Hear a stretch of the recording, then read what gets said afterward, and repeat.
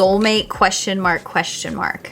It can be our greatest tool for spiritual advancement. The way that I feel is okay. Honey, the way that you feel is the way that you feel. Of course it's freaking okay. Are the #1 killer of all relationships. That was a hard one that I had to learn. It's not to say that that person's not thinking about you. Your subconscious mind is trying to communicate something, signs that you've met your twin flame. Now, if you get into a relationship with the twin flame, what does it mean if I have sexual Hey guys, what is up? Welcome back to my channel and welcome to another makeup get ready with me routine Q&A this time. I asked you guys on Instagram what questions you had for me, and so we are going to be addressing them while I do my makeup, and let me tell you guys, they were spicy. So this is gonna be a lot of fun. Oh, and yeah, by the way, if you didn't notice, I got bangs. We're still getting used to them. So yeah, I'm not quite sure what to think of them just yet. Besides that, they take a lot of time to style and I'm not sure if I like that or not. So let's jump into this. First question. What does it mean if I have sexual spicy dreams about somebody? Soulmate question mark question mark. Okay. All right guys, so let's break this down. A lot of people think that when we have special dreams about other people, that it means that that person is thinking of them too, or it means that that person may think that person is attracted to them, or that maybe they're trying to manifest them. You know, something of that nature. When we're having dreams about other people, it's not necessarily that that person is thinking of you. It could be, because we are all interconnected in the web of the universe, right? So they could be thinking of you. Essentially, you're only in control of how you think, how you act, and how you feel. And when we dream, it is typically messages from our subconscious mind. Your subconscious mind is trying to communicate something to you about this person. It doesn't necessarily mean that this person is your soulmate, or this person is thinking of you, or that this person is trying to manifest you. It's sign for you to kind of dig into the reason why your subconscious is bringing this person to your attention in your dreams. What message is it sending you? And yes, it can send you messages like spicy dreams. So just ask yourself the reason why that you're thinking of this person in this manner is kind of confusing to us, especially if like this person, we consciously don't find them attractive, or you know, it's somebody that like a friend or something like that that you have this dream with, or somebody that maybe you just met and you're like, what the heck, why am I thinking of, like, why My 2 cents on it is that this person has something in their energetic field that you are apparently consciously or unconsciously attracted to, and it doesn't have to mean like sexually attracted to. It could just mean that this person has some sort of life lesson, or I don't even use the word karmic energy, or there's something in their energy field that you find attractive, like something within you is attracted to something in their field, right? And it's up to you to kind of explore that subconscious energy that you have in your field that is desiring this other person, even if you're not consciously aware of it. So it's just asking you to look within yourself and start dissecting, like, you know, what is this other person trying to teach me? What about their energy field am I finding attractive, or what is attracting me to them? It doesn't have to be their looks, guys. Like, this person cannot even like look remotely even attractive to you. It's their energy. So there is something in their field that you need. And this is where like people want to talk about twin flames and soulmates, is when we're drawn to people like that. But typically with a twin flame, they're really, really attracted to them. It's not to say that that person's not thinking about you. It's not to say that, you know, there might be a chance that they are, because more than likely, if there's something in your energetic field that you're attracted to them, there's probably something that they're missing as well too that you have in your field. So this is where you kind of come into soul contracts that you probably made with this person before you came into the life that you're currently living. So it's just to learn something about yourself, and our relationships help us do that. Our external world essentially helps us just gather more information about ourselves to get to know the self. You could be manifesting this person, they could be manifesting you. I'm not going to write that off totally, guys, as you're responsible for your own energy, thoughts, feelings, actions. To dive in deeper, what is that other person? How do they make you feel, right? Or what qualities does that person have that you could be potentially missing in your energy field that you can't provide for yourself, right? So those are the questions that you need to start asking yourself, because your subconscious is trying to tell you that there's something in their field that it wants to pair with. Next question. How do I know if I've met my twin flame?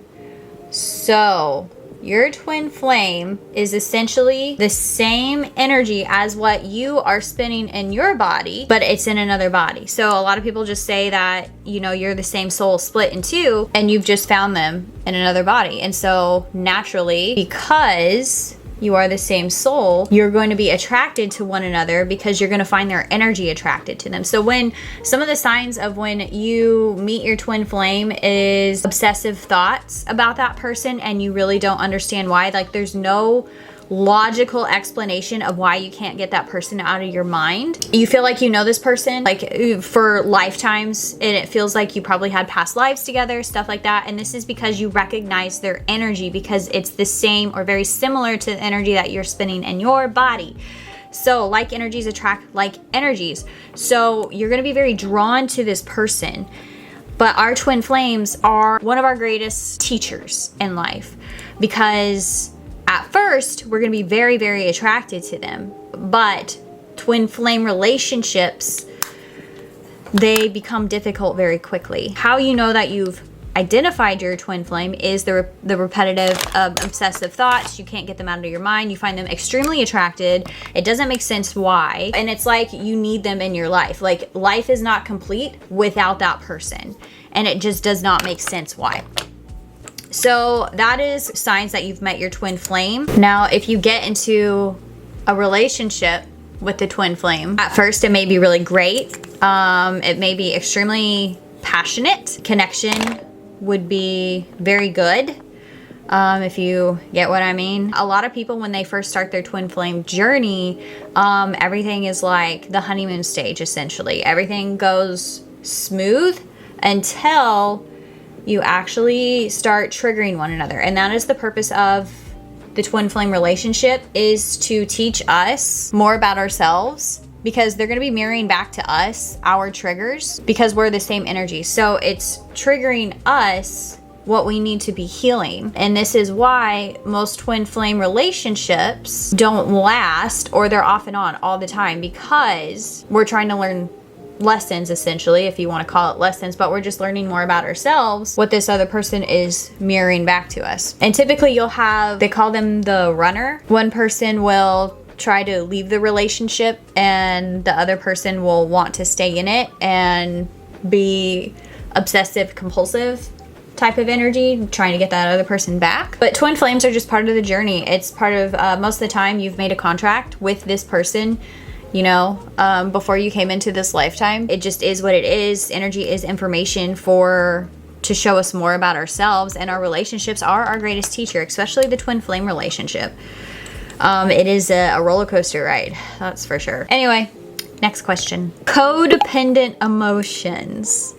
So essentially how to give yourself validation in your emotions. So this question means that looking to your partner to validate the way that you feel. So looking to your partner to give you confidence, to validate your feelings. When you don't receive that validation from your partner, it upsets you. But essentially, like, it is us, because you can't expect somebody to provide an energy that we cannot create ourselves, right? So this is actually like a really common just struggle in general. Doesn't even have to be in relationships. So when we look for validation in the way that we feel, we're looking for approval in our external world, because we cannot provide that feeling within ourselves. When we look to others, that makes us a very controllable human, right? Because if you can't provide that validation, that self-validation for yourself, and you expect somebody else to do that for you, that's signing up for trouble. Because when we place expectations on people and they don't meet said expectations,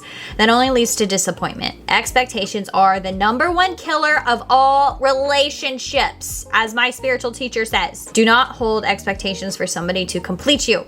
So if you cannot validate your feelings and the way that you feel, you are simply just self-rejecting basically the way that you feel, which doesn't make sense because only you know how you feel, right? You're the one feeling the thing. This is part of also processing energy, is to learn how to validate your own feelings. So it's not really being sure of yourself or giving yourself permission to feel the way that you do. So you're looking for somebody to basically say it's okay to feel that way. You know, there can be that form of validation. However, which way you need somebody to validate your feelings, ultimately you're not doing it for yourself. And when we cannot validate our own feelings, we will not be able to properly process the energy, because to validate your feelings means to self-accept the way that you feel, and to self-accept means self-love, that regardless of how you feel, it's okay. Let me repeat that again. Regardless of what you are feeling, whether it be good or bad or whatever, you're feeling a feeling and you're judging yourself for it. You're thinking, I need somebody to give me permission to tell me that the way that I feel is okay. Honey, the way that you feel is the way that you feel. Of course it's freaking okay. Energy is energy. It's neither right nor wrong, it just is. That was a hard one that I had to learn. Hard one I had to learn. I tell you when I learned it, when I had a miscarriage. I was judging myself so hard. Man, that was a hard one to get over. And the moment it hit me, because okay, story time. I had a miscarriage and it tore me up on the inside. I had a lot of shame around the way that I was feeling because I couldn't carry a baby. I felt guilty for losing it. I also felt shame and guilt because when I found out that I was pregnant, I thought I would be more excited, but I wasn't. So I felt guilty about that. And then I felt guilty about the thought of, like, after I had the miscarriage, of not wanting to have kids. Like, and you know, that thought ate me up because society tells basically women that that's kind of our job, or at least that was the programming that I was running. So I had all of these emotions and these feelings, and I was talking to my spiritual teacher at the time. I was honestly, I was about to do an energy work session. It was in the evening. Spiritual teacher's daughter just had a baby. So that it instantly triggered that emotion within me because I just saw a newborn baby. And I felt very weird because when I saw the baby and I held the baby, I immediately started crying. And I didn't know why I was crying. I felt guilty for crying. Obviously, I was holding emotions still around the miscarriage that I had. And I was crying. And I didn't understand why I was crying either, because I made that decision after the miscarriage that I really didn't want to have kids. So why am I crying holding a baby when I really don't want one? And so I was very confused. And so my spiritual teacher saw me and she was like, are you okay? She knew I had a miscarriage. And so I'm like, I'm sorry. I don't know why I'm crying right now. Like, this just doesn't make sense. And she's like, it doesn't have to make sense. She's like, it's okay the way that you feel. It's okay to be sad. It's okay to cry. It's okay to not understand why this emotion is coming up right now, even if you don't want kids and you lost yours. It's not a big deal. You know, just acknowledge it and be okay with it and self-accept. Validate yourself in the feelings. As soon as she said, let yourself feel the way that you feel, it's okay because you're feeling it. Validate yourself and your feelings. As soon as she said validate yourself with your feelings, I was like, immediately, energy gone. Sadness gone. I self-accept the way that I felt in that moment. I told myself, it's okay that I'm crying right now. It's okay. And as soon as I did that, energy was gone. Stopped crying. Didn't feel it no more. My body processed it. It let it go because I accepted myself. for the way that I felt. It's as simple as that, guys. And it is so freaking complicated for us because we like to judge ourselves. We are our worst critics. And I truly believe that men suffer the most with validation in their feelings because they don't allow themselves to feel, because of the conception that men need to be masculine all the time, when that is not the case. What happens when you don't validate yourself and your feelings? You shove it down and then you don't feel them yet until they get triggered. And then you got to figure out, why am I triggered from this situation? And come to find out, it was from a previous situation, event, trauma, whatever, that you did not process that energy and you did not validate yourself in the feelings. Self-acceptance, self-love, shine light on it, acknowledge it, heal that inner child, whatever you want to call it, whatever happened to you. Because guys, we cannot control what happens to us. We can only control how we handle the situation. Especially with trauma, a lot of us aren't in an emotional state to be able to properly handle it. So the subconscious automatically shoves it down because it doesn't feel safe enough to actually process the energy. And when you do feel safe, this is when people have panic attacks and they don't understand why. When you do feel safe enough to process the energy, it's going to come out. It's going to come out when it needs to. And that's what happens a lot in Reiki sessions, because we provide a safe place for people to be able to process the energy, and the body gets so relaxed, the central nervous system gets so relaxed that energy gets moving in the body. With Reiki, naturally this just happens and it surfaces up and then it's ready to be released. Kind of cool. Energy is neither created or destroyed, it just moves and changes form. So let's recap on this, because I feel like I was all over the place with that one a little bit, because we got on the topic of processing trauma. To validate your own feelings is a form of self-acceptance. When we can't validate our feelings, we're holding judgment on ourselves for feeling the way that we're feeling. And essentially, like, you're the only one feeling those feelings. So it's real. Like, it's real for you. Energy is just information, guys. I've said it so many times before. Energy is information. It's neither good nor bad. It just is. The way that you feel is just information for you to show you something more about yourself. And that's a good thing. Like, you're learning about why you feel the way that you feel. Our emotions are the key to guiding us in our life, guys. Period. It's communication from the non-physical, from spirit. Don't be afraid to feel your emotions. It will help you in your life. We judge ourselves so much, guys, and I'm guilty of it too.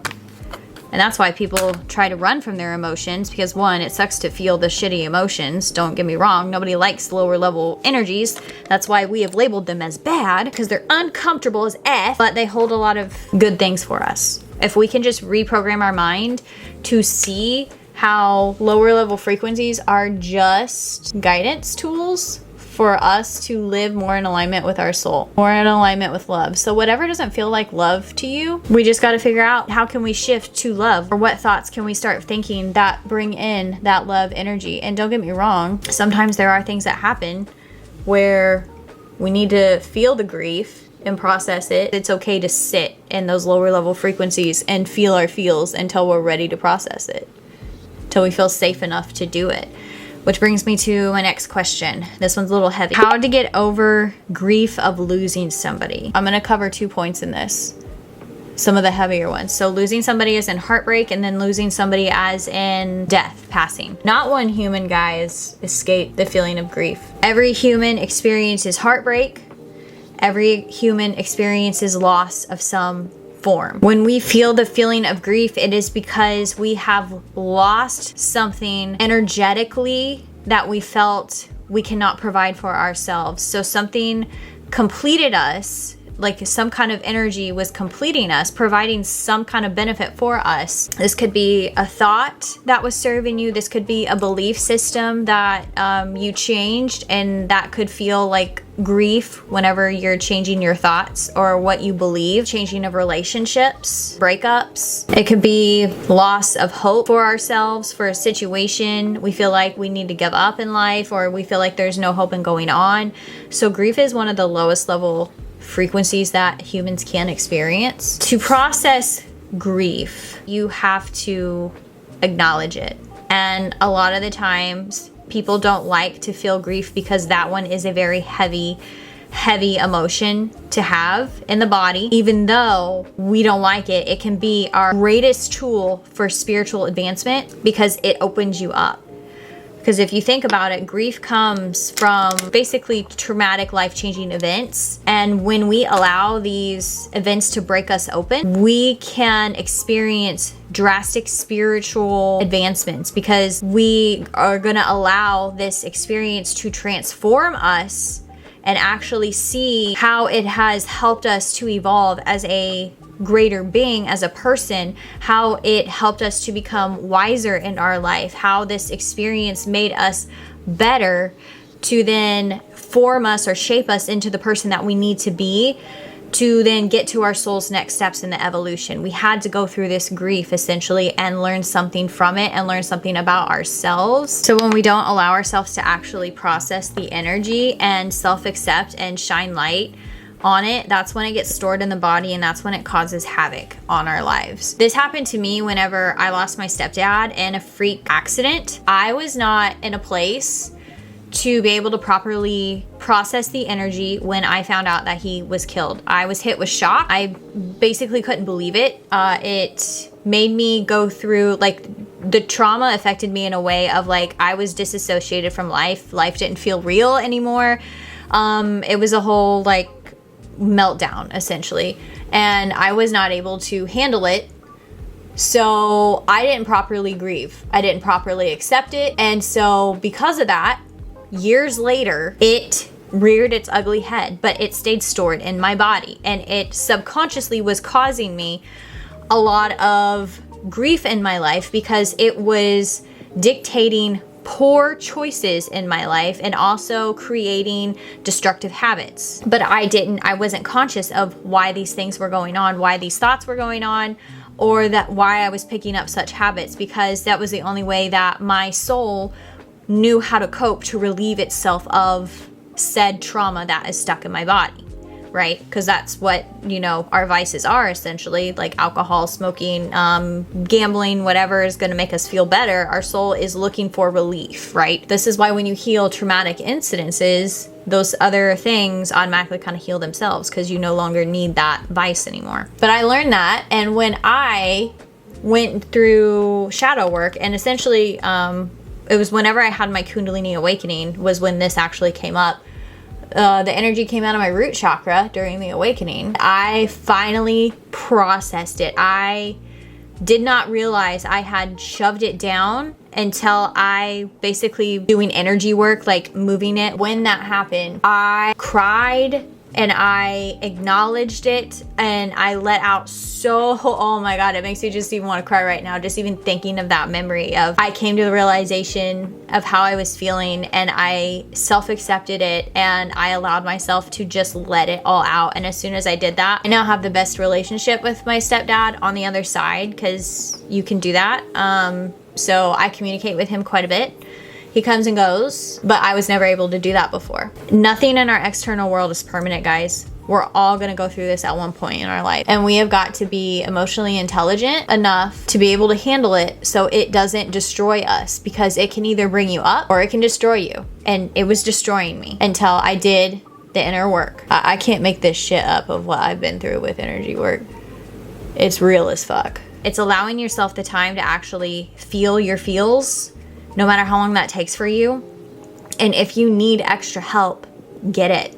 That is the biggest thing, is people keep this shit inside and they don't actually talk about how they feel. Even people come to me and they have serious issues. I will say, I am not able to help you with that. We can pair it with energy work, but you need to go see a licensed professional. We can do energy work on the side. There's no shame in that. And there's no shame in medication either. No shame in that. You just need to find the right therapist and the right medication. Regardless if we think it's right or wrong, you have to do what's best for you. Who else gives a crap? Because it is your life and you deserve to be happy and you deserve to live it to the fullest.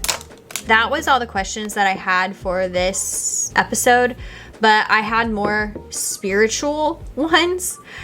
So I'm gonna do that on my Conscious Coffee Talks channel. Check out that channel if that's more your vibe. Let's do another one. So drop in the comments below, what do you want to chit chat about? I'm sending you all of my light and all of my love. We'll see ya.